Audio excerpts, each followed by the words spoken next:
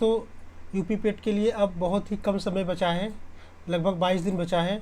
और इस टाइम आप सबसे ज़्यादा क्या करेंगे, जितना से ज़्यादा प्रैक्टिस सेट हो सकता है उतना ज़्यादा प्रैक्टिस सेट करिए, क्योंकि अब आपके पास थ्योरी पढ़ने का समय नहीं। जितना ज़्यादा प्रैक्टिस सेट कर लेंगे, जितना ज़्यादा करंट अफेयर पढ़ लेंगे, आप सबके लिए उतना ज़्यादा सही होगा। और जो प्रीवियस ईयर पेपर क्वेश्चन आए हुए हैं उसके बेस पे और क्वेश्चन लगाइए, ठीक है। आपके पेपर वहीं से बनेंगे, ज़्यादा डीप में जाने की ज़रूरत नहीं है, ठीक है। तो उसी सबको देखते हुए प्रीवियस पेपर के थ्रू और अभी जो एग्ज़ाम में आने वाले हैं उससे रिलेटेड मैंने क्वेश्चन लाया और उसके जो ऑप्शंस हैं उसे बहुत अच्छे से मैंने डिस्कस किया है। आप प्लीज़ इसको कंप्लीट देखिएगा, आपके लिए बहुत फ़ायदा करेगा। आइए हम अपने पहले क्वेश्चन से स्टार्ट करते हैं। जैसे हमारा क्वेश्चन है पहला, पंचायती राज संरचना में कितने स्तर होते हैं। ये लेवल पूछा, कितने लेवल का पंचायती राज जो हमारे देश में लागू है, कितने लेवल है उसके, 1 लेवल, 2 लेवल, 3 लेवल, कितने लेवल। तो हमारा आंसर होगा इसका 3 लेवल, ठीक है। हमारा आंसर क्या है, 3 लेवल। आइए अब इसके बारे में बहुत अच्छा, जो पंचायती राज है, आपका एक भी क्वेश्चन यहाँ से जाएगा नहीं, कहीं पढ़ने की जरूरत नहीं, बस आप यहीं पे देखिए, पूरा कंप्लीट हो जाएगा यहीं पे, ठीक है। तो हम पंचायती राज पहले जानेंगे कि ये पंचायती राज जो है कहाँ से लिया था, किस देश से लिया गया था। ये यूएसएसआर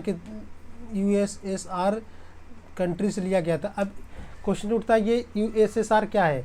एक्चुअली क्या है, 1922 के पहले जो इस टाइम रसिया है, रसिया पहले यूएसएसआर कहलाता था, उसमें क्योंकि यूक्रेन और ठीक है काफ़ी अगल बगल के देश इसमें शामिल थे। 1922 जब यूक्रेन अलग हुआ, सब विघटन हुआ, तो यूएसएसआर न होके क्या हो गया, ये अलग हो गया, रसिया हो, ठीक है। तो अभी जब आपका क्वेश्चन आएगा, पूछेगा पंचायती राज कहाँ से लिया है, तो यूएसएसआर होगा या फिर रसिया होगा, ठीक है, दोनों में से एक ही होगा। इतनी बात समझ में आ गई आप लोगों को। तो अब हम पंचायती राज के बारे में अच्छे से देखते हैं। जैसे कभी क्वेश्चन पूछता है कि ये 73वां संविधान संशोधन 1992 में किसके लिए लाया गया था, तो ये पंचायती राज व्यवस्था से संबंधित एक संवैधानिक स्थिति प्रदान की गई थी। पहले ये संवैधानिक स्थिति नहीं थी, लेकिन 73वें संविधान संशोधन अधिनियम लाया गया, तो उसके तहत ये से संवैधानिक स्थिति प्रदान की गई। और अगर 73वां संविधान संशोधन आया तो इसके पैरेलल में ही 74वां संविधान संशोधन आया था। तो 74वां संविधान संशोधन किसके लिए आया था, वो आया था नगर पालिका के लिए। 73 पंचायती, 74 नगर पालिका के लिए, ठीक है। अब ये पंचायती राज लागू सबसे पहले कहाँ हुआ, तो पहले हम देखेंगे ये 2 अक्टूबर यानी गांधी जयंती वाले दिन 2 अक्टूबर 1959 को, जो हमारे देश के उस टाइम प्रधानमंत्री थे जवाहरलाल नेहरू, उनके द्वारा राजस्थान में एक जिला है नागौर जिला, उसी के गांव में सबसे पहले पंचायती व्यवस्था लागू हुई थी, ठीक है। इतना समझ में गया। और ये जो 24 अप्रैल को पंचायती दिवस मनाते हैं, ये बहुत इंपॉर्टेंट क्वेश्चन है दोस्तों, क्योंकि ये एग्ज़ाम में कितनी बार पूछा है आपके कि पंचायती राज दिवस कब मनाया जाता है, 24 अप्रैल, ठीक है। 1 अप्रैल को आपको अप्रैल फुल मनाया जाता है, उसी के बाद 24 दिन बाद 24 अप्रैल को पंचायती राज दिवस मनाया जाता है। तो ये पंचायती राज जो हमारे सरपंच और प्रधान बनते हैं, इनका कार्यकाल कितना होता है, इनका कार्यकाल 5 वर्ष का होता है। अगर इसके पहले ही 5 वर्ष के पहले ही इनका विघटन हो जाता है, यानी ये सीट छोड़ देते हैं या ये इनकी डेथ हो जाती है या किसी कारणवश पंचायत भंग होता है, तो गवर्नमेंट क्या करती है कि 6 महीने के अंदर, विद इन 6 मंथ, 6 महीने के अंदर ये चुनाव कराना इनको अनिवार्य होता है, ठीक है। इतनी बात आप समझ में आ गए। और ये किस भाग में आता है पता है आपको, 22 भाग है ना, इस समय हमारे संविधान में 22 भाग है। तो कौन से भाग में पंचायत राज आता है ये भी जानिए। भाग 9 में पंचायत राज व्यवस्था की गई, और भाग 9 क में यानी मतलब पार्ट 9A में नगर पालिका की व्यवस्था की गई है। भाग 9 में पंचायत राज और भाग 9 क में नगर पालिका की व्यवस्था की गई है। और पंचायत में कितने विषय हैं, 29 विषय हैं, इसको याद रखना। उसमें कितने सब्जेक्ट हैं, 29 विषय हैं पंचायत राज में। इतनी बातें आपको आई थिंक समझ में आ गई होगी, ठीक है। अब इसी में आगे देखते हैं। जो ये पंचायती राज व्यवस्था बना, इसमें कुछ समितियां थी, ठीक है, इसमें कुछ समितियां जोड़ी गई थी। उन समितियों के बारे में देखते हैं। जैसे ये समितियां, एक आप छोटी सी ट्रिक याद रखना, क्या रखोगे, बरसात, BARSAT, बरसात, ठीक है, इसको याद रखना समितियाँ, क्योंकि एग्जाम में पूछता है। ये चार लोगों का नाम दे देगा, 4 समितियों के बारे में, इधर उधर करके अब बोलेगा कि इसे सीरियल वाइज में लगाइए, क्रम से लगाइए, ठीक है। तो हम अभी इसको पूरा क्लियरिटी दूर करते हैं। अब ये बरसात हमारे पास है, तो 20 से हमारे हैं बलवंत राय मेहता समिति, 1957 में आए थे। ए से है हमारे अशोक मेहता समिति 1977-78 में आए थे। आर से है राव समिति यानी राय समिति जी है 1985 में आए थे। एस से है सिंधवी समिति, कब आए थे 1986 में। ए हमारा यहाँ पे साइलेंट है, ठीक है, ए का कोई मतलब नहीं। और टी से क्या है थुंगुन समिति। तो इतना है, बलवंत राय मेहता समिति, अशोक मेहता समिति, जी वी के राय समिति, एल एम सिंधवी समिति, पी के थुंगन समिति, इतना चीज़ें आ गई। अब हम देखते हैं जो ये पंचायती राज में त्रिस्तरीय व्यवस्था किसने दी थी, यानी 3 स्तर का व्यवस्था किसने दी थी, बहुत अच्छे से जानते रहने। जो पहले वाले थे हमारे बलवंत राय मेहता, इन्होंने त्रिस्तरीय दिया था, ठीक है, इन्होंने ही त्रिस्तरीय व्यवस्था दिया था। जो अशोक मेहता थे ना, ये 2 स्तरीय दिए थे, ठीक है, ये 3 स्तर की व्यवस्था दिए थे बलवंत राय मेहता, और अशोक मेहता 2 स्तर की बात किए थे, ठीक है, इतना बात समझ में आए। अब क्वेश्चन उठता है ये 3 स्तर है क्या, जो ये 3 लेवल थे पंचायती राज में है क्या, तो इसके बारे में हम देखते हैं। ये जो हमारे भारत में त्रिस्तरीय पंचायती राज व्यवस्था की सिफारिश की गई, ये तो पता हो गया। तो इसमें पहला था आपका ग्राम पंचायत, ग्राम में था। अब ये ब्लॉक में था पंचायत समिति, पंचायत था ये, ठीक है, पंचायत समिति। और जिला के स्तर पे जिला परिषद। तो ग्राम पंचायत, पंचायत समिति, जिला परिषद, ये त्रिस्तरीय परिषद हमारा यही था, त्रिस्तरीय पंचायत राज व्यवस्था में यही था।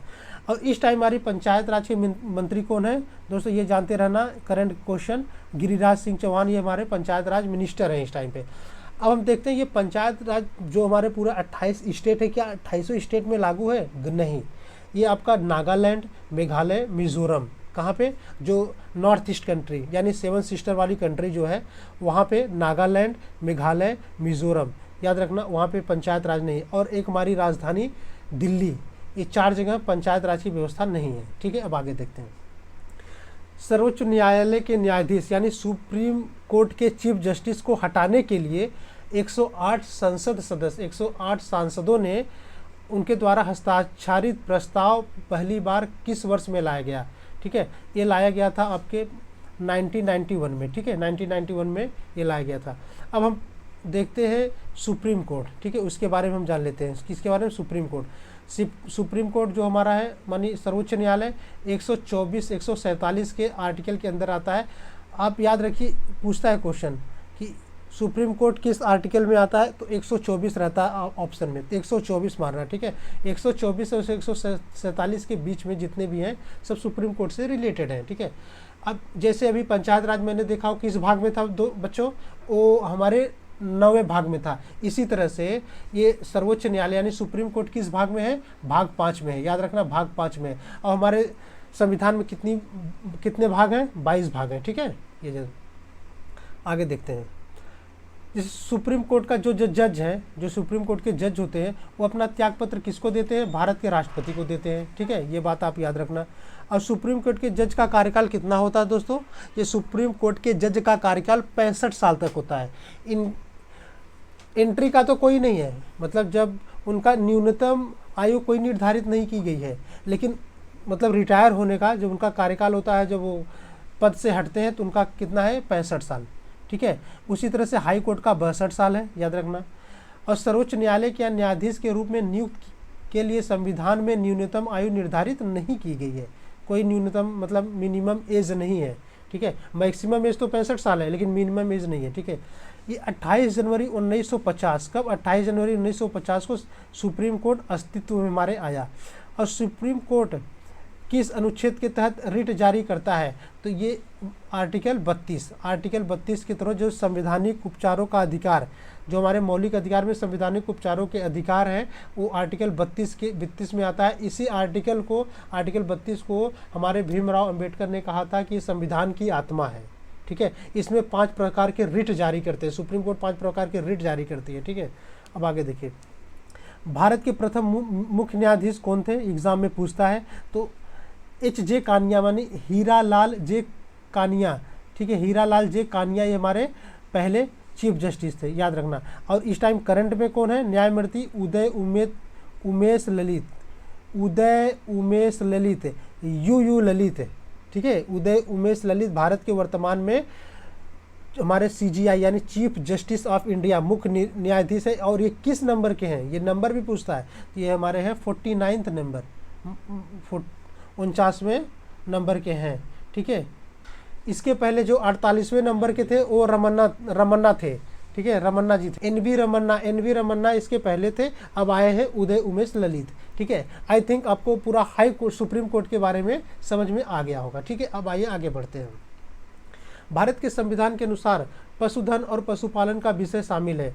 आपको पता है हमारे संविधान में कितनी अनुसूचियां हैं। स्टार्टिंग में जब हमारा संविधान तैयार हुआ 26 नवंबर 1949 को, ठीक है, तो उस टाइम पे हमारे संविधान में पूरे 8 अनुसूचियां थी। बाद में इसमें 4 और जोड़ी गई, तो करंट में हमारे पास कितनी है अनुसूचियां, 12 अनुसूची हैं।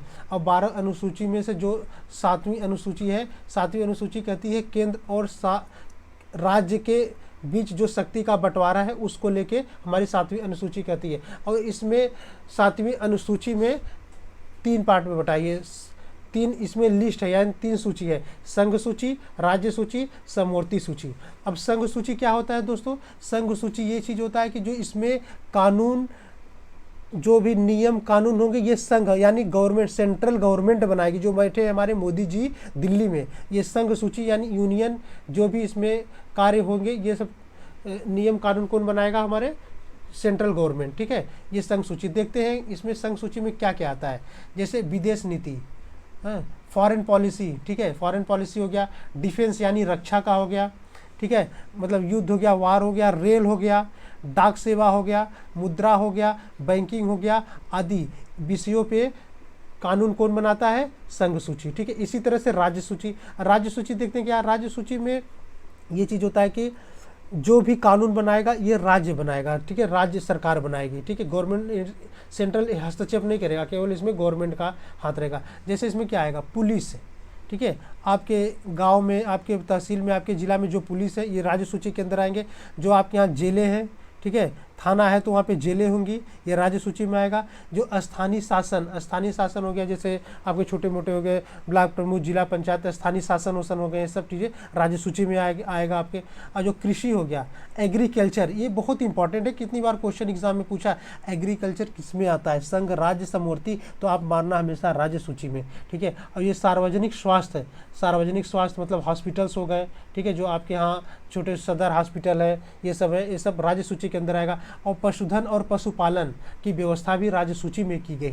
आई थिंक आपको राज्य सूची समझ में आ गया। अब हम देखते हैं समवर्ती सूची। अब ये समवर्ती सूची में क्या है? समवर्ती सूची में क्या होता है कि ये सेंट्रल प्लस स्टेट है, मतलब केंद्र और राज्य दोनों मिलके कानून बनाएंगे इस पे। ठीक है, लेकिन ज़्यादा मान्यता हम किसको देंगे? सेंट्रल को देंगे। ठीक है, सेंट्रल को देंगे। जरूरी नहीं है कि जो राज्य सरकार कानून बनाया है इसके लिए ये बाध्य है, नहीं, ये बाध्य नहीं है। ठीक है, ये मेन सब ज़्यादा पावर भी यहाँ पे सेंट्रल का ही होगा। जैसे विवाह है तो तलाक भी होगा। ठीक है, विवाह के साथ तलाक भी है। और उसके साथ शिक्षा, सबसे इम्पॉर्टेंट आपका समवर्ती सूची में ये है कि शिक्षा, इधर से कृषि, ठीक है, ये शिक्षा किस मतलब किस सूची में शामिल है? समवर्ती सूची में शामिल है। रट लेना, दिमाग में बैठा लेना। शिक्षा दोनों देखेंगे, सेंट्रल और स्टेट दोनों देखेंगे। बिजली, ठीक है, समवर्ती सूची। वन यानी जंगल, आप स्टेट भी देखेगा और सेंटर भी देखेगा, समवर्ती सूची में ही दोनों शामिल होंगे। ठीक है, और जनसंख्या नियंत्रण, ठीक है, जो ये पॉपुलेशन कंट्रोल है, जनसंख्या नियंत्रण, दोनों का हाथ रहना चाहिए भैया, सेंट्रल का भी रहना चाहिए और स्टेट का भी रहना चाहिए। ये मिली जुली होनी चाहिए, तभी जनसंख्या में नियंत्रण होगा और परिवार नियोजन होगा, और अन्यथा नहीं तो कुछ नहीं होगा। ठीक है, इतनी बात आई थिंक आपको समझ में आ गई। ठीक है, अब आप कभी मत भूलना, यहाँ से क्वेश्चन उठते हैं। ठीक है, तो अब हमारा क्वेश्चन क्या कर रहा था? ये पशुधन और पशुपालन किस में है? ठीक है, पशुधन पशुपालन आपके राज्य सूची में है। ठीक, आइए देखते हैं राष्ट्रपति के चुनाव। ठीक, ध्यान से सुनना आप। राष्ट्रपति के चुनाव से उत्पन्न सभी संदेहों और विवादों की जांच करने और निर्णय लेने का अधिकार किसको प्राप्त है? यानी राष्ट्रपति का चुनाव हुआ, कोई प्रॉब्लम हुआ, कोई विवाद खड़ा हो गया, इसकी जांच कौन करेगा? या दिल्ली का उच्च न्यायालय करेगा, राज्यसभा का सभापति करेगा, लोकपाल करेगा, या अपना सुप्रीम कोर्ट करेगा? तो भैया बड़े लोगों का चीज़ बड़े ही लेते हैं, ये सुप्रीम कोर्ट करेगा। ठीक है, यानी सर्वोच्च न्यायालय करेगा। अब जैसे ये जो सर्वोच्च न्यायालय करेगा, ठीक है, अब जैसे ये प्रेसिडेंट होते हैं, कौन? प्रेसिडेंट यानी राष्ट्रपिता जी हमारे, ठीक है, राष्ट्रपति, देश के पिता, राष्ट्रपिता, ठीक है, प्रेसिडेंट। अब इनके कुछ आर्टिकल्स हैं, ठीक है, उनको आर्टिकल्स हम देख लेते हैं। जैसे पहले हम यही देखें कि प्रेसिडेंट किस आर्टिकल में आते हैं। तो ये 52 नंबर में आते हैं, ठीक है। आर्टिकल 52 में हमारा प्रेसिडेंट आते हैं। और इनका निर्वाचन, जो प्रेसिडेंट का इलेक्शन होता है, निर्वाचन चन 54 निर्वाचन चन 54, याद रखना आप। प्रेसिडेंट का इलेक्शन 54 में होता है। और ये शपथ किस आर्टिकल के द्वारा शपथ लेते हैं? तो 60 में शपथ लिए, स से शपथ स से 60, ठीक है। स से शपथ स से 60 याद रखना आप लोग। और शपथ तो ले लिए, लेकिन कोई प्रॉब्लम हुआ, कुछ गड़बड़ी की इसमें संसद या संविधान में कुछ छेड़खानी हुआ, तो इनके ऊपर एक इम्पीचमेंट लगाया जाएगा, यानी महाभियोग लगाया जाएगा। वो किस आर्टिकल में आता है बच्चों? 61 आर्टिकल में आता है, 61 में। स से शपथ, शपथ के बाद तुरंत इनके ऊपर महाभियोग लग गया, 61 नंबर आर्टिकल में आ गया। अब आइए हम कुछ देखते हैं। एक सेकंड,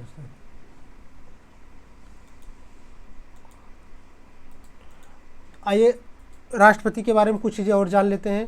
जैसे भारत की कार्यपालिका का अध्यक्ष कौन होता है? क्वेश्चन पूछता है। भारत में कार्यपालिका का अध्यक्ष राष्ट्रपति जी होते हैं, ठीक है। भारतीय सेनाओं का सर्वोच्च सेनापति कौन होता है? प्रेसिडेंट साहब होते हैं, राष्ट्रपति जी होते हैं। राष्ट्रपति अपना त्यागपत्र किसे सौंपते हैं? उपराष्ट्रपति को सौंपते हैं, ठीक है।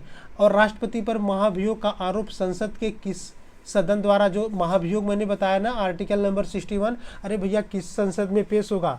ठीक है, संसद, लोकसभा, राज्यसभा, किस में पेश होगा? भैया ये दोनों में पेश होता है। लोकसभा में भी ला सकते हैं इनके ऊपर महाभियोग, और राज्यसभा में ला सकते हैं, ठीक है। ये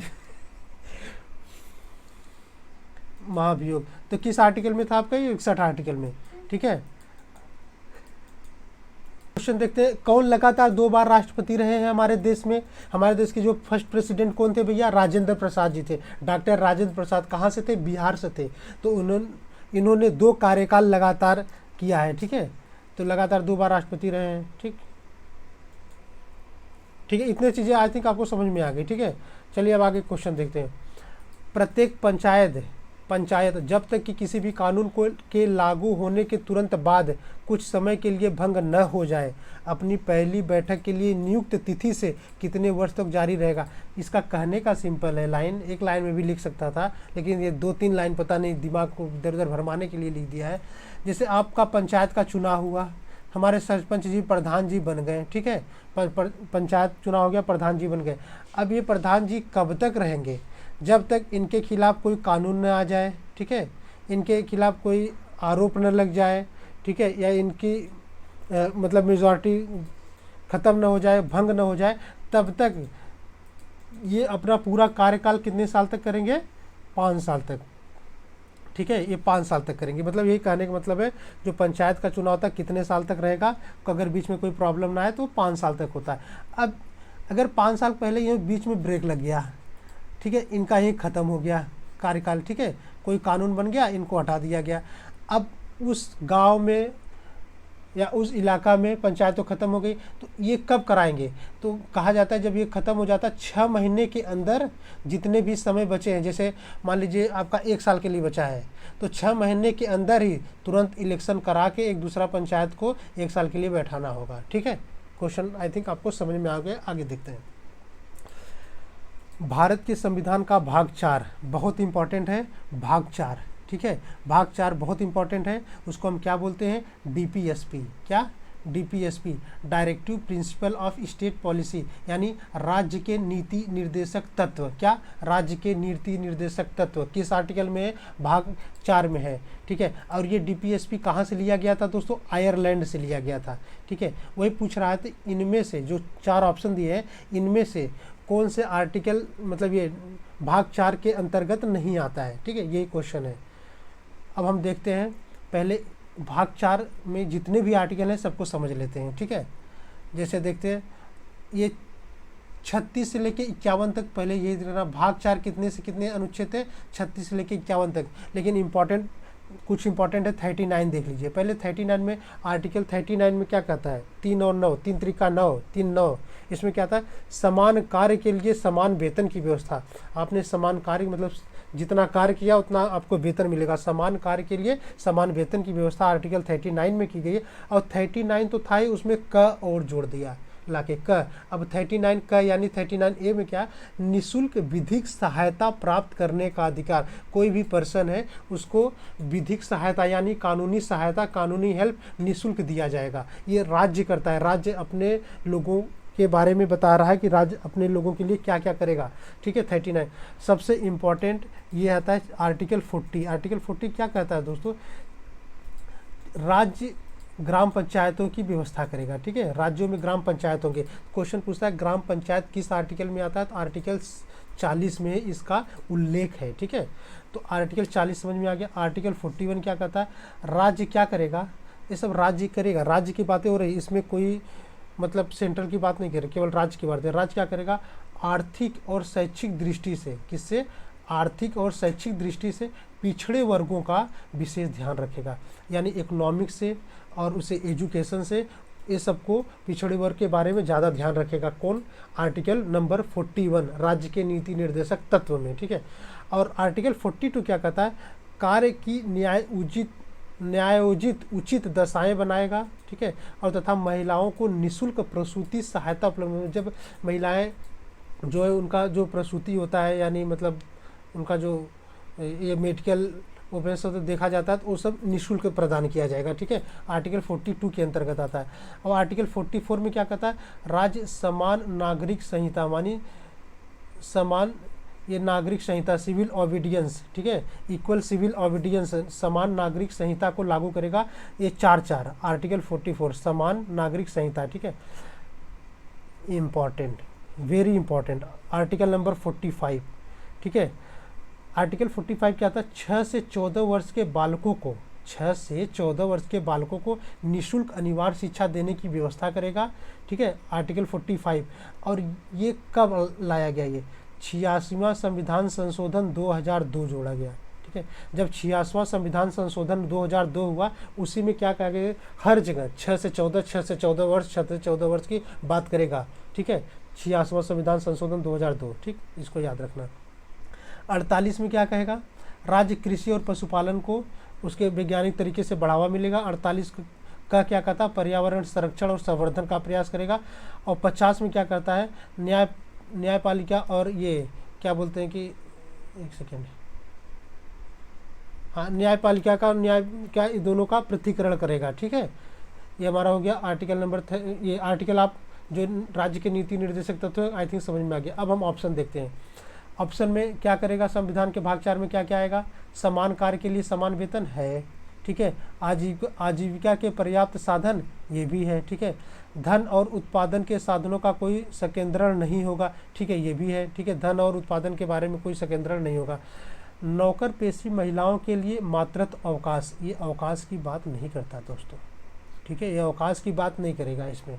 ठीक है, यहाँ पे जो आप आर्टिकल नंबर देखे थे 42, महिलाओं को निःशुल्क प्रसूति सहायता उपलब्ध कराएगा, लेकिन ये अवकाश का बात नहीं करता। तो हमारा आंसर हो जाएगा डी पार्ट। ठीक, आगे देखते हैं। निम्नलिखित में से वह कौन सा पहला क्षेत्र था जो स्वतंत्रता के बाद भारत का अंग बना, ये ऑप्शन में पूछा है।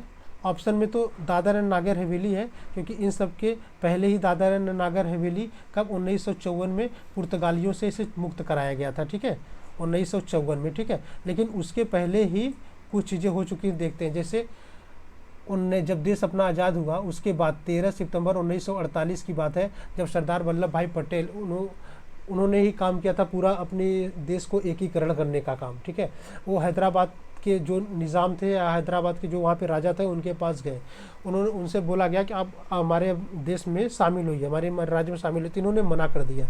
ठीक है, तो उन्होंने क्या किया था, एक ऑपरेशन पोलो चलाया। ऑपरेशन पोलो के तहत जो है उसके अकॉर्डिंग जो भारतीय सैनिकों को हैदराबाद भेजा, वहाँ पे जो भी मुठभेड़ हुआ सब कुछ हुआ, उसके बाद हैदराबाद को भारत का अभिन्न अंग बना लिया गया। तो क्वेश्चन उठता है कि हैदराबाद को भारत में किसके द्वारा अभिन्न अंग बनाया गया, तो ये सैनिक कार्रवाई के द्वारा। कैसे कार्रवाई, सैनिक कार्रवाई। कौन सा ऑपरेशन चला था, ऑपरेशन पोलो। अब उसके बाद ठीक है, जूनागढ़, ये देख रहे हैं आप, ये 13 सितंबर 1948 की बात है, ठीक, हैदराबाद। ठीक है, लेकिन उसके पहले हमारा हो चुका था जूनागढ़, पहली बार जूनागढ़ हुआ था फरवरी 1948 में। इस पे जनमत संग्रह से इसको मिलाया गया था, ठीक है। ये जनमत संग्रह से मिला के इसको सर्वसम्मति से भारत में मिलाया गया। तो सबसे पहले जूनागढ़ को, फिर हैदराबाद को मिलाया गया, ठीक है। अब उसके बाद देखते हैं हम, अब ये है आपका पंडुचेरी, ठीक है। पांडुचेरी केंद्र शासित बनाया गया कब? ये 1 नवंबर 1954 को फ्रांसीसियों से अलग कर दिया गया, ठीक है। 1 नवंबर 1954 को फ्रांसीसी से छुड़ा लिया गया और 1963 में इसे केंद्र शासित बनाया गया, ठीक। और 16 मई 1975 को भारतीय संसद ने घोषणा की कि सिक्किम को आधिकारिक तौर पर भारत का एक राज्य बनाया गया। पहले तो सिक्किम कब आके भारत में मिला? 1973 में, 1973 में, लेकिन 16 मई 1975 में 22वां राज्य सिक्किम को बनाया गया। ये याद रखना, 22वां राज्य बना था सिक्किम 1975 में। ये क्वेश्चन पूछ चुका है पीसीएस में, आरओ में, ठीक। इसमें भी पूछ सकता है, ठीक है। सिक्किम बना था 1975 में, ठीक। भारत का राज्य बना, कौन सा राज्य बना? 22वां राज्य। और सबसे बड़े मज़ेदार की बात है ये गोवा, जो गोवा था ना, इस पे ये लोग गोवा को काफ़ी बाद में छोड़े, ठीक है। बहुत लेट, सबसे लेट छोड़े थे गोवा को। कब छोड़े? तो 1961 में भारतीय सेना ने 36 घंटे तक कार्रवाई के बाद गोवा पर अधिकार किया था, ठीक। और उसके बाद क्षेत्र जैसे गोवा, दमन और दीव, इन सबको मिला के एक केंद्र शासित प्रदेश बनाया गया, ठीक है। आगे देखते हैं। अब उत्तर प्रदेश में राज्यसभा में कितने सदस्य नियुक्त किया जा सकते हैं? ये जो राज्यसभा है दोस्तों ना, यहाँ से क्वेश्चन अब उठने लगे हैं कि इस राज्य में कितने राज्यसभा सीटें हैं, इस राज्य में कितनी राज्यसभा सीटें हैं। तो मैं अभी अगला वीडियो कुछ देर में डालूंगा, मुझसे ज़्यादा नहीं, 10 मिनट का होगा ये वीडियो। इतने बढ़िया से समझाया हो, ट्रिक के माध्यम से समझाया हो ना, किसी भी राज्य का कोई पूछेगा राज्यसभा की सीटें तुरंत चुटकी में बता देंगे। तो प्लीज़ उसको वीडियो को हमारा जरूर देखना। तो यहाँ पे यूपी में पूछ रहा है उत्तर प्रदेश में राज्यसभा की सीटें कितनी हैं? सबसे ज़्यादा है, 31 सीटें हैं, ठीक। आइए देखते हैं राज्यसभा से कुछ चीज़ें रिलेटेड। तो वर्तमान में राज्यसभा के सदस्यों की अधिकतम संख्या कितनी है? 250 है। कितनी हो सकती है नहीं, कितनी हो सकती है तो 245। इस टाइम 245 है, लेकिन हो कितनी सकती है? 250। और राज्यसभा के किस राज्य के प्रतिनिधियों की संख्या सबसे ज़्यादा है? राज्यसभा में उत्तर प्रदेश में सबसे ज़्यादा है, 31 सीट है। और इसके सदस्यों का न्यूनतम आयु 30 ईयर होता है, 30 साल के होते हैं न्यूनतम आयु, मिनिमम एज होता है इनका। और राज्यसभा के सदस्यों का कार्यकाल कितना होता है? 6 वर्ष का होता है। और जो ये दोस्तों राज्यसभा है ना, वो कभी भंग नहीं होती है, यानी इसका कभी विघटन नहीं होता, ये कभी ख़त्म नहीं होती, हमेशा चलती रहती है, ठीक है। अगर क्वेश्चन बहुत बार पूछा है कि राज्यसभा कितने साल बाद इसका भंग हो जाता है? 5 साल। इसका कार्यकाल कितना होता है? इसका राज्यसभा का कार्यकाल कितना? कोई कार्यकाल नहीं है, कभी भंग नहीं होता है, ठीक है। इसके सदस्यों का कार्यकाल है, इसके जो सदस्य होते हैं उनका कार्यकाल 6 वर्ष होता है, ठीक है। लेकिन ये कभी विघटन है, कभी बंद नहीं होता है। तो राज्यसभा का सर्वप्रथम गठन कब हुआ था? गठन देखिए 3 अप्रैल 1952 को।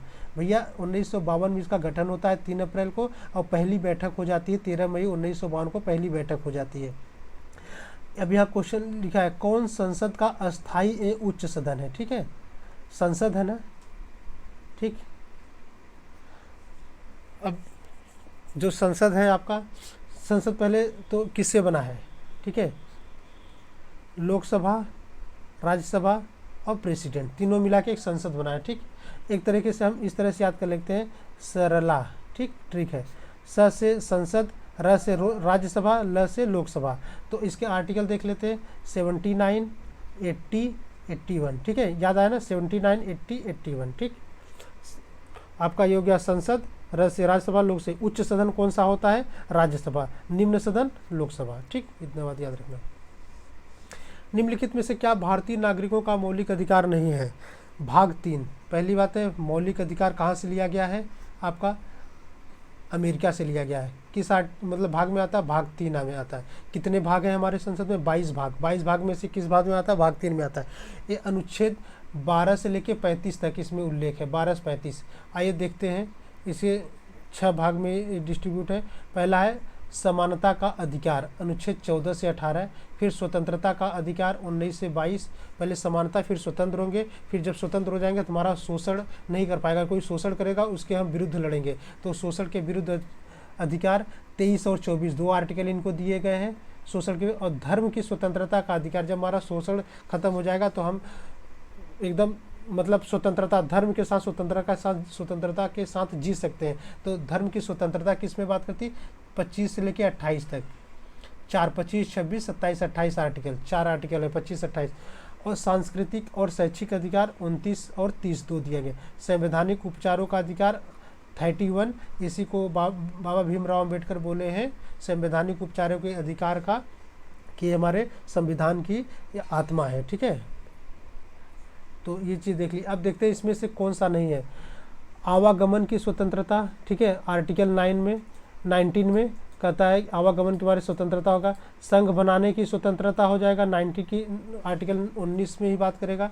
संवैधानिक उपचारों का अधिकार भी बात करेगा हमारा, लेकिन ये संपत्ति के अधिकार को यही क्वेश्चन पूछता है ये कि कौन सा इसमें नहीं है। तो संपत्ति का अधिकार पहले था, लेकिन 44वां संविधान संशोधन के द्वारा इसे हटा के आर्टिकल 300 कम कर दिया गया है। ठीक है, आगे देखिए भारतीय संविधान आ गया ना। मैं कहता हूँ इसे आप बहुत ध्यान से और बहुत बारीकी से देखिएगा।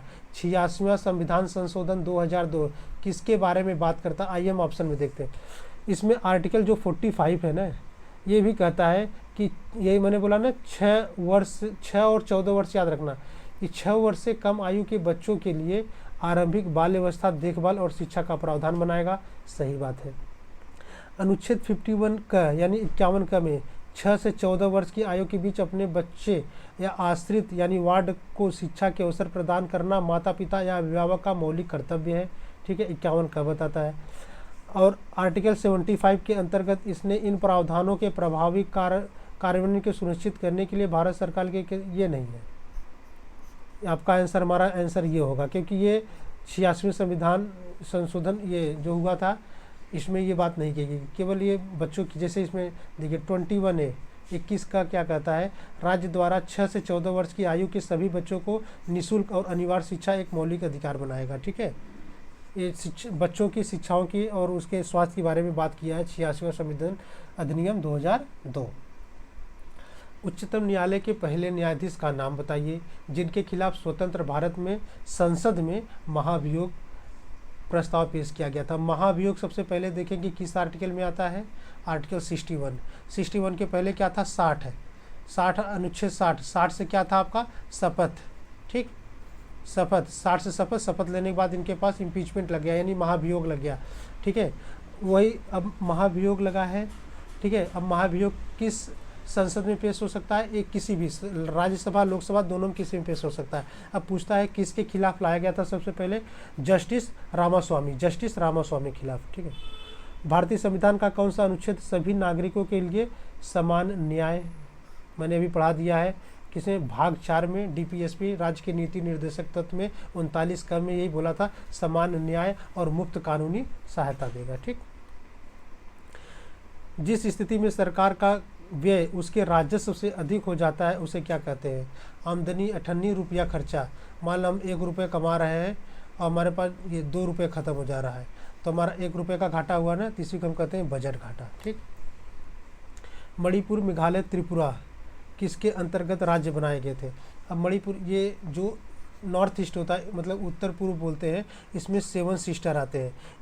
बस ये इतना याद रखना, 7 सिस्टर में सिक्किम नहीं आता है। ठीक, और बाकी जितना है अरुणाचल प्रदेश, नागालैंड, मणिपुर, मेघालय, त्रिपुरा, त्रिपुरा हो गया आपका, मेघालय हो गया, असम हो गया। ठीक है, ये 7 जो है आपके पास ये 7 सिस्टर बनाते हैं, यानी नॉर्थ ईस्ट स्टेट है। ठीक है, उत्तर पूर्वी क्षेत्र। तो ये मणिपुर, मेघालय, त्रिपुरा किसके अंतर्गत जोड़ा गया था, उत्तर पूर्वी क्षेत्र पुनर्गठन अधिनियम के द्वारा 1971 में ये राज्य बना था। ठीक, निम्नलिखित में से कौन सा मेघालय का पठार का भाग नहीं है। कुछ ज्योग्राफी को क्वेश्चन हम देख लेते हैं, जैसे ये शिलांग का पठार देख रहे हैं ना, यही मेघालय का पठार है। ये शिलांग का पठार, मेघालय का पठार, इसी में 3 पहाड़ियाँ पड़ती हैं। कौन सी, गारो खासी जयंतिया। ठीक, कौन सा, गारो खासी जयंतिया। कौन सा, गारो खासी जयंतिया। अब यही इसी के नाम से जनजाति भी है, इसी के नाम से जनजाति भी, गारो खासी जयंतिया। ये मेघालय शिलांग शिलांग का पठार या मेघालय के पठार यहीं पड़ता है। गारो, खासी, जयंतिया ये पहाड़ियों का नाम है और जनजातियों का भी नाम है। तो इसमें आंसर में देख लीजिए, खासी भी है, गारो भी है, जयंतिया भी है, लेकिन पलामू नहीं है। ठीक है, तो हमारा आंसर हो गया पलामू। लेकिन पड़ता है पलामू कहाँ पड़ता है? आप देखेंगे यहाँ पे झारखंड में छोटा नागपुर पठार। ठीक है, छोटा नागपुर पठार में ही पलामू की पहाड़ियाँ यहीं पे स्थित है झारखंड में। ठीक, अब देखिए कुछ पठार देख लीजिए, जैसे बुंदेलखंड पर पठार हो गया, मालवा का पठार, बघेलखंड का पठार, ये पूरा दक्कन का पठार हो गया, महाराष्ट्र वाला इलाका, कर्नाटक का पठार, तेलंगाना का पठार। ठीक है, भारत में खरीफ मौसम किसके साथ आता है? भारत में मतलब 3 प्रकार के वो होते हैं मौसम, जैसे रबी हो गया आपका, 3 प्रकार के, 1 सेकेंड, 3 प्रकार की कृषि, रबी हो गया, रबी, खरीफ, ठीक, रबी, खरीफ, और एक होता है जायद। ठीक, अब रबी कब होता है? ठंडियों के महीने में, जब गेहूं की बुवाई होती है ना, जब गेहूं की बुवाई, धान कटने के बाद जब गेहूं हमारा बोता है, चना बोया जाता है, सरसों बोया जाता है, उसी टाइम रबी होता है। ये किस समय होता है? ठंडियों में, यानी अक्टूबर नवंबर के टाइम पे। ठीक, और ये जायद, ये खरीफ क्या होता है?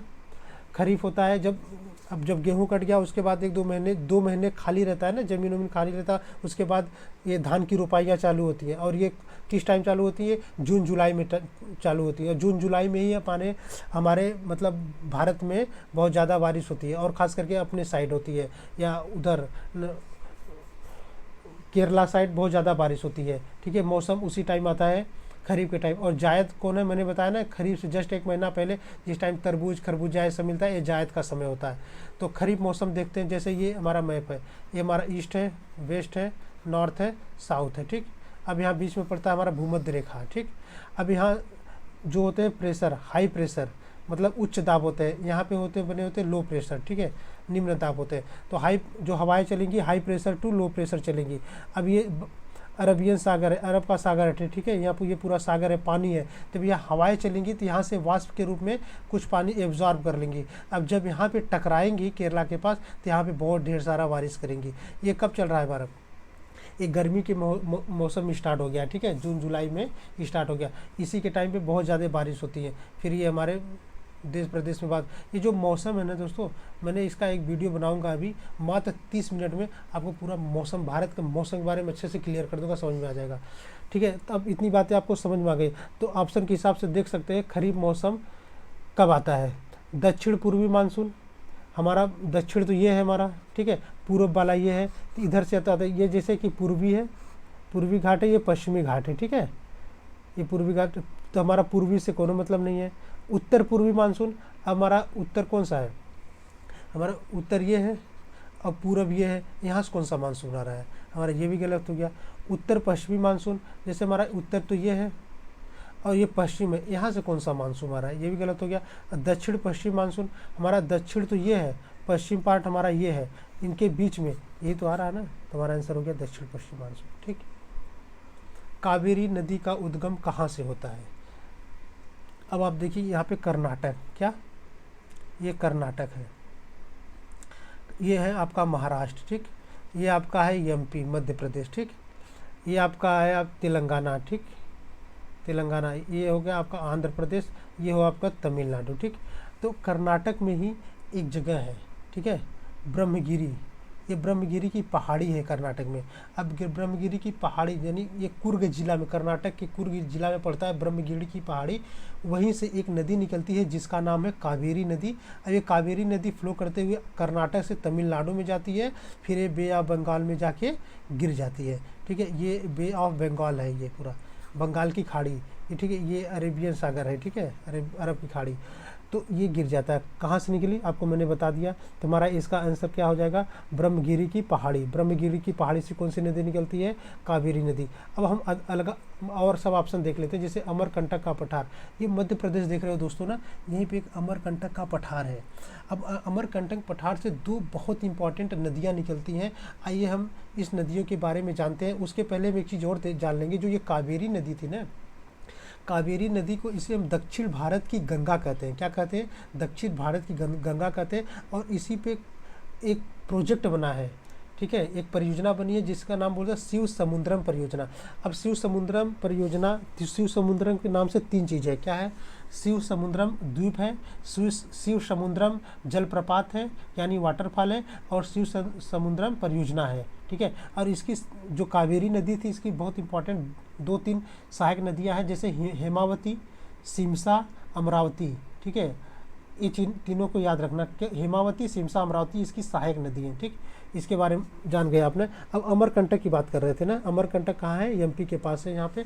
अब यहाँ से 2 इंपॉर्टेंट नदी निकलती है, एक नर्मदा नदी, नर्मदा नदी निकलती है, इधर से फ्लो करती हुए ये पहुँच गई महाराष्ट्र, महाराष्ट्र फिर गुजरात, फिर जाके अरब सागर में मुहाना बना लेती। ठीक है, ये डेल्टा नहीं एस्चुरी बनाती। मैं आपको अभी बताऊंगा डेल्टा क्या होता है और ये ज्वार नदमुख क्या होता है। ठीक है, अभी इसके बारे में हम आगे डिस्कस किया हूँ। ठीक, अभी बताऊंगा मैं। तो यहाँ कौन सी नदी निकली? नर्मदा नदी। ठीक, और नर्मदा एमपी में इसी नर्मदा नदी पे एक जलप्रपात है, इसका नाम है धुआंधार जलप्रपात। ठीक, और इसी में जैसे ये इसके बगल में 2 रेंज है। ठीक है, जैसे ये आपका सतपुड़ा रेंज हो गया और ये विंध्य रेंज, इसी के बीच में ये नदी फ्लो करती है। नर्मदा आ गया। अब ये यहीं से एक नदी निकलती है सोन नदी। ठीक है, सोन नदी ये जाती है बिहार में, पटना में, इधर से आ रही गंगा नदी। ठीक, गंगा नदी पटना में जाके मिल जाती है। कौन सी नदी? सोन नदी। ठीक, इसको याद रखना, सोन नदी। और यही अमरकंटक के नीचे एक छोटी सी पहाड़ी है। ठीक है, जिसको हम लोग बोलते हैं सिहावा पहाड़ी। ठीक है, ये छत्तीसगढ़ देख रहे हो ना, छत्तीसगढ़ में पड़ता है, एमपी में नहीं, छत्तीसगढ़ में सिहावा पहाड़ी है। ये से एक बहुत इंपॉर्टेंट नदी निकलती है, महानदी। ये छत्तीसगढ़ उड़ीसा होते हुए जाके यहाँ पे मुहाना बना लेती है। कहाँ पे? बे ऑफ बंगाल में। ठीक, कौन सी नदी? महानदी। ठीक, महानदी पे ही एक बांध है। कौन सा बांध है? अभी हम उसके बारे में आगे देखेंगे। सबसे बड़ा बांध पाया जाता है महानदी पे। ठीक, इतना बात समझ में आ गया। अब महाबलेश्वर देखते हैं। महाराष्ट्र में एक जगह है, ये महाराष्ट्र आप मैप में देख रहे हो ना, ये महाराष्ट्र, यहाँ पे एक जगह है महाबलेश्वर। ठीक है, ये महाबलेश्वर यहाँ पे है। ठीक है, यहीं से एक बहुत इंपॉर्टेंट नदी निकलती है जिसका नाम है कृष्णा। क्या नाम है? कृष्णा। कृष्णा नदी निकलती है। अब ये कृष्णा नदी निकलेगी महाराष्ट्र से, महाराष्ट्र के बाद कर्नाटक में जाती है, थोड़ा सा कर्नाटक से तेलंगाना, तेलंगाना से आंध्र प्रदेश होके ये जाके बंगाल की खाड़ी में गिर जाती है। कृष्णा नदी भी ये पता चल गया कहाँ से निकली है? महाबलेश्वर से निकली है। अब गोदावरी नदी कहाँ से निकलती है? गोदावरी महाराष्ट्र में एक जगह है नासिक, नासिक जिला है जहाँ साईं बाबा शिरडी का मंदिर है, आप सबको पता होगा। नासिक जिले में एक त्रयंबक गांव है। कौन सा गांव है? त्रयंबक गांव है, त्रयंबक पहाड़ी बोलते हैं। वहीं से गोदावरी नदी निकलती है। अब गोदावरी नदी निकलते हुए सबसे पहले मध्य प्रदेश से निकलेगी। ठीक है, सॉरी मध्य प्रदेश, महाराष्ट्र से निकलेगी, महाराष्ट्र निकलेगी, छत्तीसगढ़ में जाएगी, तेलंगाना में जाके, तेलंगाना छत्तीसगढ़ होते हुए आपका आंध्र प्रदेश होते हुए आपका ये चले जाएगी बे ऑफ बंगाल में। ठीक, इतने। अब ये गोदावरी नदी है ना, ये दक्षिण भारत की सबसे बड़ी नदी है, सबसे लंबी नदी है, यानी कह सकते हैं प्रायद्वीपीय भारत की सबसे लंबी नदी है। इसको हम वृद्ध गंगा यानी बूढ़ी गंगा बोलते हैं हम, किसको? गोदावरी नदी को। और गोदावरी नदी को हम बोलते हैं दक्षिण की गंगा। कंफ्यूज मत होना, कावेरी नदी को हम बोले थे दक्षिण भारत की गंगा, लेकिन हम यहाँ पे किसको बोल रहे हैं? गोदावरी को क्या बोल रहे हैं? दक्षिण की गंगा। भारत नहीं लगा है, दक्षिण की गंगा। ठीक, ये सब आई थिंक आपको सब समझ में आ गया। चलिए आगे। और जो ये कावेरी नदी जैसा आप देख सकते हैं सदा नीरा, एक्चुअली यहाँ पे कावेरी नदी में ना हमेशा पानी रहता है। ठीक है, ये इसीलिए हम बोलते हैं सदा नीरा। ठीक, देखते हैं अब। पृथ्वी की महाद्वीपीय भू सतह क्रस्ट में प्रचुरतम मात्रा में पाया जाने वाला खनिज कौन सा है? पाया जाने वाला खनिज कौन सा है? ये हमारा अर्थ है। ठीक है, जैसे हमारा ये अर्थ है हमारा। ठीक, अर्थ में 3 भागों में बटा है। ठीक, जैसे ऊपरी भाग है ये, ठीक, इसे बोलते हैं क्रस्ट, CRUST, क्रस्ट हो गया। ठीक है, यानी भू सतह, ये सतह है ना, ये भू सतह, क्रस्ट हो गया। बीच वाला भाग को बोलते हैं मेंटल, और लास्ट वाले को बोलते हैं कोर। ठीक, ये जैसे क्रस्ट हुआ ना, क्रस्ट लगभग ऊपर से कितना 34 किलोमीटर का है। ठीक, ऊपर से अगर ये देखा जाए यहाँ पे, तो यहाँ से ये 34 किलोमीटर तक ये फैला है। उसके बाद ये मेंटल है, उसके बाद ये सबसे ज़्यादा कोर है। ठीक, तो जो ये ऊपर है ना, यहाँ पे कुछ खनिजें पाई जाती हैं। ठीक, उस खनिजों का बस नाम याद रखिए। जैसे मैंने ये बताता, सियाल है, सियाल हो गया, कोर ऊपर वाले में पाया जाता है, मेंटल वाले में पाया जाता है सीमा, सियाल, सीमा, और लास्ट वाले में नीफे, NIFE। तो सियाल मतलब क्या हुआ आपका? SI silicon aluminium. ठीक है, यहाँ पे सिलिकॉन मैग्नीशियम, नीचे NI से निकिल, FE से आयरन। इतनी बात समझ में आ गई। अब ये जो ऊपर वाला क्रस्ट वाला पोर्टन ये बेसाल्ट चट्टान से बना है, इसमें बेसाल्ट की चट्टानें पाई जाती हैं, ठीक है। तो इसलिए यहाँ पे एल्युमिनियम की मात्रा ऊपर क्रस्ट में बहुत ज़्यादा होता है, सिलिकॉन की मात्रा बहुत ज़्यादा होता है, ठीक है। ये चीज़ आपको समझ में आ गया। तो यहाँ पे जो क्वेश्चन पूछा हुआ है भू सतह यानी क्रस्ट पे कौन सा खनिज सबसे ज़्यादा पाया जाता है। तो ऑप्शन में अब देखोगे कि यार इसमें दिया ही नहीं है, थोड़ा ऑप्शन कॉम्प्लिकेटेड दे दिया है, या सिलिकॉन एल्युमिनियम से कुछ दिया ही नहीं। लेकिन एक चीज़ याद रखना आपको, स्फतीय है यानी फेल्सपार इंग्लिश बोलते हैं, इसमें एल्यूमिनेट कहते हैं इसको, एल्युमिनियम की मात्रा इसमें ज़्यादा पाई जाती है स्फतीय फेल्सपार में। हमारा आंसर होगा स्फतीय फेल्सपार, ठीक है। आगे देखो, कुचिपुड़ी नृत्य की उत्पत्ति भारत में किस राज्य में हुई थी। तो मैंने बताया था अंधे में कच्ची पूड़ी खाई, इसका मतलब डांस का या नृत्य का बहुत अच्छा वीडियो बनाया, जाके आप हमारे डिस्क्रिप्शन लिस्ट में है वहाँ से देख सकते हैं। उसके बाद कभी क्वेश्चन आपका गलत नहीं होगा। कुचिपुड़ी मतलब अंधे ने कच्ची पूड़ी खाई, ठीक, अंधे ने कच्ची पूड़ी खाई जो भी है। तो अंधे से आंध्र प्रदेश, कच्ची पूड़ी से कुचिपुड़ी, तो आंध्र प्रदेश कच्चीपुड़ी। कर्नाटक में एक बहुत ही फेमस नृत्य है जिसे बोलते हैं यक्षगान। गुजरात में डांडिया, ठीक है, गुजरात का कौन सा हो गया, डांडिया हो गया, गरबा हो गया।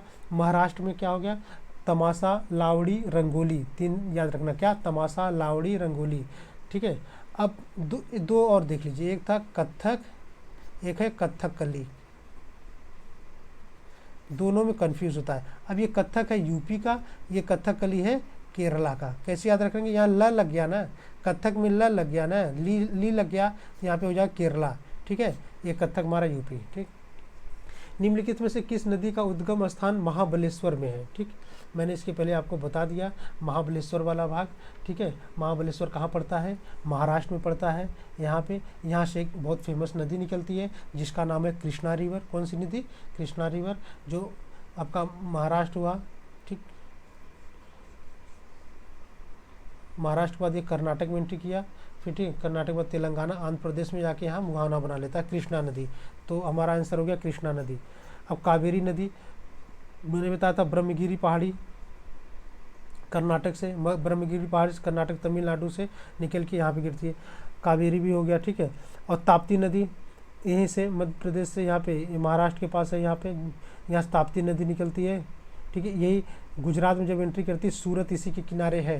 क्वेश्चन पूछता है सूरत किस नदी के किनारे है, ताप्ती नदी किनारे। नर्मदा नदी के बारे में मैंने इसके पहले जो अभी ख़त्म हुआ पीछे, मैंने बहुत अच्छे से नर्मदा नदी के बारे में समझा दिया, ठीक है। अब आगे देखते हैं। द्वीपीय देश फिजी किस महासागर, जो ये फिजी द्वीप है किस महासागर में स्थित है। ये महासागर आप आइलैंड देख रहे हैं, पैसिफिक आइलैंड यानी प्रशांत महासागर। इसमें कुछ इंपॉर्टेंट द्वीप है जो एग्जाम में पूछता है, जैसे आपका फिलीपींस हो गया, हवाई द्वीप हो गया, ठीक है, पापुआ न्यू गिनी हो गया, सोलोमन आइलैंड हो गया, ठीक है। ये और हमारा जो आंसर है फिजी, यहाँ पे है, देखिए फिजी ये है। तो आंसर हो गया हमारा प्रशांत महासागर, ठीक। चंद्रमा पर किसी वस्तु का भार पृथ्वी पर उसके भार के कितने बराबर है। जैसे ये मान लो हमारा अर्थ है, ठीक, ये हमारा मून है, ठीक। अब अर्थ से मून में कोई वस्तु गई या कोई बॉडी, कोई पार्टिकल गया, तो यहाँ पे कितना वजन था और यहाँ पे कितना हो जाएगा। तो ठीक है, यहाँ पे इसका 1/6 हो जाता है, ठीक, किसका, अर्थ का 1/6, अर्थ का 1/6 हो जाता है। अर्थ पे जैसे आपका वजन 60 किलो है ना, यहाँ पे 1/6 कर देंगे तो कितना हो जाएगा, 10 हो जाएगा ना, ठीक है। अब ये 10 किलो यहाँ हो जाएगा, ठीक, चाँद पे आपका वजन 10 किलो हो जाएगा। तो हमारा आंसर हो गया छठे भाग, ठीक। भारत में अभ्रक का सबसे बड़ा उत्पादक राज्य कौन है। दोस्तों अभ्रक यानी इसको हम बोलते हैं माइका है, MICA, ठीक। ये अभ्रक भारत का ही नहीं दुनिया का सबसे बड़ा उत्पादक कौन सा करता है, आंध्र प्रदेश। सबसे ज़्यादा एक्सपोर्ट बहुत ज़्यादा हमारे यहाँ से होता है, मतलब निर्यात बहुत ज़्यादा होता है अभ्रक का। कहाँ पे पाया जाता है, आंध्र प्रदेश में, ठीक। सतपुड़ा श्रेणी की सबसे ऊंची चोटी कौन सी है। अभी मैंने आपको बताया था यहाँ पे अमरकंटक की पहाड़ी है, यहाँ से नदी निकलती है नर्मदा नदी। नर्मदा नदी यहाँ से होकर बहती है। ये विंध्य रेंज ऊपर वाला था, नीचे वाला सतपुड़ा रेंज। तो यही सतपुड़ा रेंज पर पूछ रहा सबसे ऊँची चोटी कौन सी है, धूपगढ़। ये देखिए धूपगढ़ यहीं पर है, ठीक है, सतपुड़ा रेंज पे कौन सी है, धूपगढ़ है, ठीक। कुछ और देख लेते हैं रेंज, जैसे अरावली रेंज। अरावली रेंज पे माउंट आबू पाया जाता है आपका, या काराकोरम माउंट केटू यहीं पे का पाया जाता है, काराकोरम। पटकई रेंज अरुणाचल प्रदेश, पटकई रेंज हो गया यहाँ पे, ठीक है। अब मैकाल रेंज हो गया यहाँ पे, ये देखिए ईस्टर्न घाट इसको बोलते हैं, पूर्वी घाट इसको बोलते हैं पश्चिमी घाट। तो यहाँ पे ये केरला और तमिलनाडु के बॉर्डर पे कौन सा है, नीलगिरी, यहीं पाया डोडा बेटा, नीलगिरी पर्वत पे डोडा बेटा पाया जाता है। अनाईमुडी ये दक्षिण भारत की सबसे ऊंची चोटी होगी अनाईमुडी, ठीक, इतना चीज़ आप याद रखना। निम्नलिखित में से कौन सा तांबा खनिज है, अयस्क पूछ रहा है, तांबा का अयस्क एजोराइट है, एजोराइट है, ठीक, राइट, एजोराइट, ठीक, ये तांबा का खनिज है। जैसे हेमेटाइट, ये आयरन का है, ठीक है, किसका है, आयरन का, लोहा का हेमेटाइट है। बॉक्साइट किसका है, एल्युमिनियम का, बहुत इंपॉर्टेंट है, एग्जाम में बार बार पूछा है ये, एल्युमिनियम का अयस्क कौन सा है, बॉक्साइट, कौन सा है, बॉक्साइट है, ठीक है, एल्युमिनियम, इसको भूलना मत। और आयरन का पूछे तो आप क्या बताओगे, हेमाटाइट बताओगे, ठीक। हीराकुंड बांध, मैंने अभी पूछा था ना, उधर को आपसे क्वेश्चन पूछा था ना कि जो ये कृष्णा ये नदी निकल, महानदी निकलती है, महानदी कहाँ से, सिंहावा पहाड़ी से निकलती है, छत्तीसगढ़ से, और फिर उड़ीसा में होते हुए बे ऑफ बंगाल मुहाना बनाती है, ठीक है। तो वहीं पे जैसे ये छत्तीसगढ़ है, यहाँ से महानदी निकली, तो यही उड़ीसा में एक बहुत बड़ा बांध बनाया गया है, बहुत बड़ा बांध, ठीक है, दुनिया का सबसे बड़ा बांध है, ठीक है, इसका नाम है हीराकुंड बांध। क्या नाम है, हीराकुंड बांध। किस नदी बनाया गया है, महानदी पे, ठीक। कर्नाटक के किस जिले में ब्रह्मगिरी वन्यजीव अभ्यारण्य है, ये जिला तो नहीं पूछता है, ठीक है, जिला का इतना इंपॉर्टेंट नहीं है, लेकिन बस पूछेगा ये ब्रह्मगिरी वन्यजीव अभ्यारण्य कहाँ है, कर्नाटक में है। और अगर पूछ लिया जिला तो क्या बोला, कोडागू जिला बताना, ठीक। निशाकाश यानी रात्रि आकाश में चमकने वाले पिंडों को किस नाम से जाना जाता है, निशा माने होता है रात, आकाश माने आकाश, तो रात्रि आकाश में चमकने वाला जो पिंड होता है, जो आप लोग रात में देखते हो ना, इसे खगोलीय पिंड कहते हैं दोस्तों, ठीक। सौर मंडल में ग्रहों के अनुक्रम में बुध और पृथ्वी के बीच कौन सा है, जैसे ये आपका हो गया क्या, सन हो गया ना, सन हो गया आपका। तो दोस्तों ये जो हमारा सन है, सन के अराउंड सब ग्रह चक्कर लगाते हैं, ठीक है, ठीक है। कितने ग्रह हैं, 8 ग्रह हैं, कितने, 8 ग्रह। जैसे यहाँ पे हो गया आपका मरकरी यानी बुध, वीनस, शुक्र, अर्थ, पृथ्वी, Mercury, Venus, Earth, Mars, Jupiter, Saturn, Uranus, Neptune, यानी मरकरी, शुक्र, ठीक, मरकरी हो गया, ये बुध हो गया, शुक्र हो गया, पृथ्वी हो गया, मंगल हो गया, ये जुपिटर यानी इसको हिंदी में क्या कहेंगे, बृहस्पति कहेंगे, शनि हो गया, यूरेनस अरुण हो गया, वरुण हो गया, ठीक। तो सबसे बड़ा उपग्रह कौन सा है हमारे पास, जुपिटर, ठीक, जुपिटर सबसे बड़ा है। सबसे छोटा कौन सा है, बुध है। अब वही क्वेश्चन पूछ रहा है, बुध और पृथ्वी के बीच में कौन सा ग्रह है हमारा पास, शुक्र ग्रह, ठीक, शुक्र ग्रह को ही हम कहते हैं सांझ का तारा, भोर का तारा, ठीक, क्योंकि सांझ में और भोर में आप सुबह के टाइम पे ये चमकता है, इसे बोलते हैं पृथ्वी की भागनी ग्रह बोलते हैं, ठीक है, पृथ्वी की बहन बोलते हैं इसी को, ठीक। इतनी चीज़ समझ में आ गया ना, ठीक। अब पहले तो हमारे पास 9 ग्रह थे, लेकिन 2006 में, कि कब, 2006 में प्राग सम्मेलन में प्लूटो को ग्रह की उससे बाहर कर देता है। ये बहुत बार क्वेश्चन पूछा गया है ये, कि प्लूटो को किस ईयर में या किस सम्मेलन में इसको बाहर किया गया था, प्राग सम्मेलन हुआ था, ठीक है, उस समय बाहर कर दिया था। अब हमारे पास ग्रह कितने हैं, 8 ग्रह, ठीक। नदी के उस ज्वारी मुहाने को क्या कहा जाता है जहाँ मीठे ताजे खारे जल मिलते हैं। जैसे ये आपका देखिए, ये नदी है, नदी फ्लो करते हुए आ रही है ना, ये समुद्र है ना, समुद्र तो खारा है ना, अब यहाँ पे आके मिलेगी, ठीक, यहाँ पे आके ये मिलेगी। जब ये आके मिलेगी तो यहाँ पे छोटे छोटे ज्वार आते रहते हैं। अब जब ज्वार आते हैं तो इसका खारा नदी, यहाँ खारा पानी जो है इसमें जाके मिल जाता है, ठीक, खारा पानी जाके मिल जाता है। तो इसीलिए हम बोलते हैं ज्वार नदमुख, यानी ज्वार आता है, ज्वार का पानी इसके नदियों के मुख में जाके मिल जाता है, इसलिए ज्वार नदमुख कहते हैं। अब ये कैसे होता है, जैसे ये प्लेन में नदियाँ बह रही हैं, ठीक, तो ये जो नदियाँ बहती हैं पश्चिम साइड या प्रायद्वीपीय नदियाँ, ये बहुत तेज़ नदियाँ, मतलब इसका पानी का बहाव बहुत ज़्यादा होता है। तो ये अपने साथ जो अवसाद कंकड़ उंकड़ लेके आती हैं, तो ये यहाँ पे इकट्ठा नहीं करती, दूर तक बहा लेके चली जाती है, समुद्र में गिरा देती हैं, ठीक है। अवसाद मतलब कंकड़, बालू कंकड़ जो सॉलिड पार्ट होते हैं, ठीक है, वो सब दूर तक बहा देती हैं, यहाँ पर जमावटा नहीं लगाती हैं। इसी को हम एस्चुरी बोलते हैं।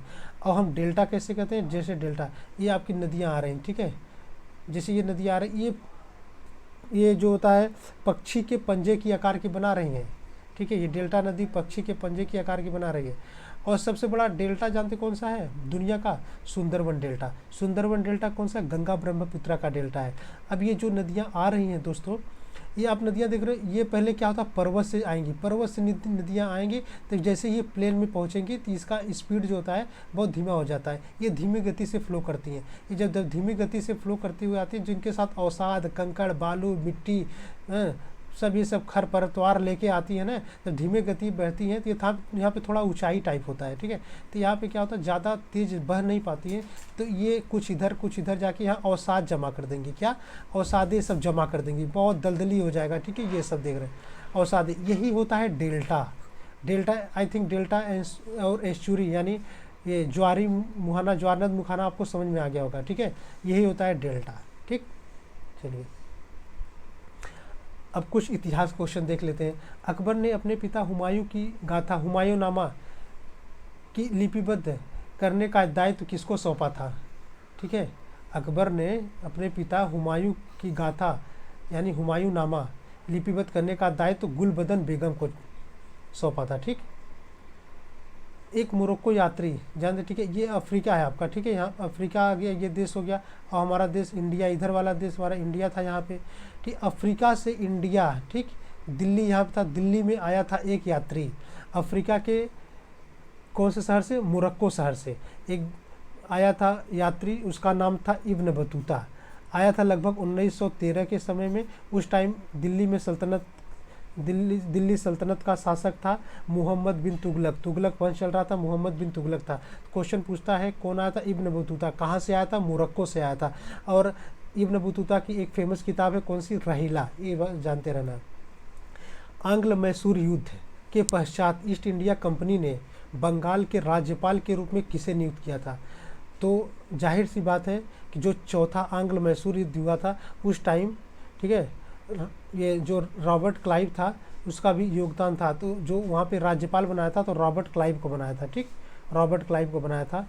अब ये चौथा आंग्ल मैसूर युद्ध के बारे में थोड़ा जान लेते हैं। जैसे ये प्रथम आंग्ल मैसूर युद्ध था, द्वितीय आंग्ल मैसूर कहाँ पड़ता है? सबसे पहले कर्नाटक में। आंग्ल मतलब ब्रिटिश यानी अंग्रेज। तृतीय आंग्ल मैसूर, चौथे आंग्ल मैसूर पूछता है। अब कब से कब हुआ था ये तो पूछता है। 67, 69, 80, 84, 90, 92, 99। जो ये द्वितीय आंग्ल मैसूर हुआ था ना, इसमें हैदर अली मारा गया था। कौन? हैदर अली मारा गया था। हैदर अली कौन था? टीपू सुल्तान का पिता था। टीपू सुल्तान के पिताजी थे, इसमें मारे गए थे। और टीपू सुल्तान कब मारे गए थे? 1799 में, ठीक है। अब पूछता है कि ब्रिटिश जो गवर्नर थे उस टाइम कौन थे? अंग्रेज गवर्नर कौन थे? अभी देखते हैं, इसमें का उतना नहीं, इसमें कुछ कंफ्यूज रहता है, लेकिन दूसरा, तीसरा, चौथा का देखिए कौन से गवर्नर थे। हे काबे एक, ठीक है, हे का बे, ठीक है, हे से, ठीक है, ये हेस्टिंग थे, हे से हेस्टिंग हो गए, क से कॉर्नवालिस हो गए, बे से विलेजली। इतना समझ में आया? Hasting, Cornwallis, Wellesley, 2, 3, 4।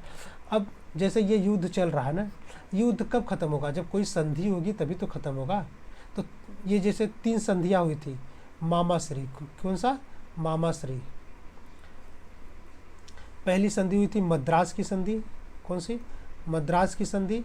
और दूसरा वाला माँ से था मैंगलोर की संधि, ठीक है, बेंगलोर नहीं, मैंगलोर की संधि।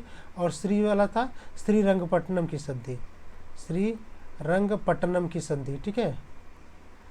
श्री तो मद्रास संधि, मैंगलोर संधि, श्रीरंगपट्टनम संधि। अब इसमें संधि क्यों कोई नहीं हुआ? क्योंकि इसमें जो टीपू सुल्तान था मारा गया था। कब मारा गया था? 1799 में। यहाँ से क्वेश्चन दोस्तों जरूर उठते हैं, बस आप इसको देख लेना और इसका नोट्स से और बना लेना, ठीक है। आइए देखते हैं आगे। किस वंश जिसने 2006 से 2090 तक उत्तर भारत पर शासन किया और कुतुबुद्दीन ऐबक द्वारा स्थापित किया था? कौन सा वंश था? यानी गुलाम वंश था। ये गुलाम वंश था। गिल खुला तू सोलो में, गिल खिला तू सोलो में। गुल से गुलाम वंश, खी से खिलजी वंश, तू से तुगलक वंश, सो से सैयद वंश, लो से लोधी वंश। ये हम साइलेंट है, मैं साइलेंट है, ठीक है। गुल खिला तू सोलो में, आप ये देख लिए ना। और ये गुलाम वंश का संस्थापक कुतुबुद्दीन ऐबक, खिलजी वंश का संस्थापक जलालुद्दीन फिरोज खिलजी, तुगलक गयासुद्दीन तुगलक, सैयद वंश का खिज खान, लोधी वंश का बहलोल लोधी, ठीक। आप इसे याद रखना। हमारा आंसर हो गया यहाँ पे गुलाम वंश, ठीक। कल्हड़ ने 12वीं शताब्दी में कश्मीर के राज्य पर एक पुस्तक लिखी थी, किसका नाम था? राज तरंगड़ी। ठीक, ये याद रखना, राज तरंगड़ी थे। जलियांवाला बाग हत्याकांड आप सबको पता है, 13 अप्रैल 1919 को हुआ, ये बहुत अच्छे से आप सब जानते होंगे। ठीक है। मोहनदास करमचंद गांधी को 1915 में दक्षिण अफ्रीका में एम्बुलेंस, दक्षिण अफ्रीका में जब 1915 में महात्मा गांधी गए थे, वहाँ पर उन्होंने बहुत सेवा की थी, तो वहीं पे उसके सेवा का योगदान करने के लिए वहाँ का जो गवर्नर था, मतलब यहाँ का केसरी हिंद की पुरस्कार से सम्मानित किया था, ये थे लॉर्ड हार्डिंग। ठीक, लॉर्ड हार्डिंग ने दिया। प्लासी की लड़ाई सिराजुद्दौला और ब्रिटिश इंडिया कंपनी के बीच हुआ था। इसमें मीर जाफ़र जो था, सिराजुद्दौला जो बंगाल का नवाब था, उसके साथ छल कपट करके, धोखा देके इस प्लासी के युद्ध में सिराजुद्दौला को हरवा के मरवा देता है। और उधर से रॉबर्ट क्लाइव था ब्रिटिश इंडिया के तरफ से। तो ये कब हुई थी? 23 जून 1957। 23 जून 1957 याद रखना। 1883 में किसके द्वारा इल्बर्ट बिल पेश किया गया? ठीक, Ilbert bill, Lord Ripon. Ilbert bill क्या था?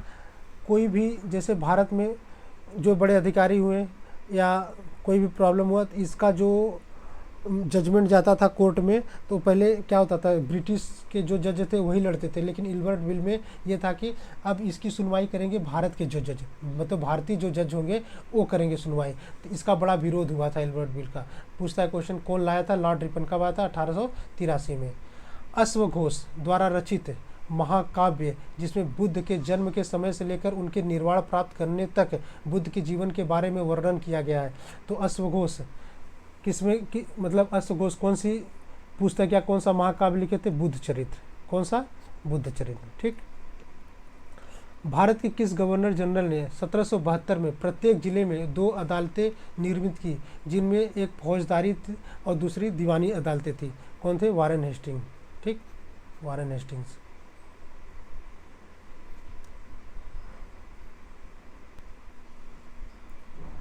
1756 में अलीवर्दी खान की मृत्यु के बाद बंगाल का नवाब कौन बनता है? यही जब 1756 में अलीवर्दी मरते हैं तो उनके बाद ये सिराजुद्दौला बनते हैं। ठीक, ये देख लीजिए।